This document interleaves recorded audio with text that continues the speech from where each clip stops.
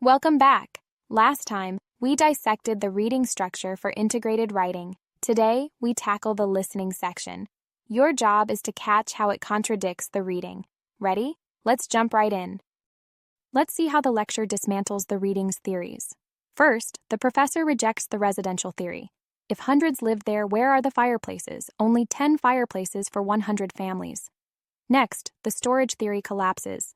No spilled maize or containers. Empty rooms don't prove storage. Finally, the ceremonial theory. The mound isn't special. It's just construction trash. Broken pots? More like workers' leftovers. Your notes should capture these killer details. For the residential theory, write, fireplaces equals 10 families, rooms equals 100 families, thus impossible. For storage, no spilled maize, hence not storage.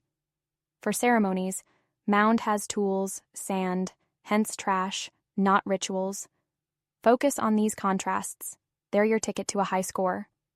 Want to practice with real TOEFL questions? Start your free trial.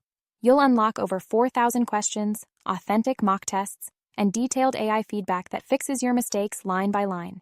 Click the button below. No credit card needed. Let's turn your notes into a perfect score essay.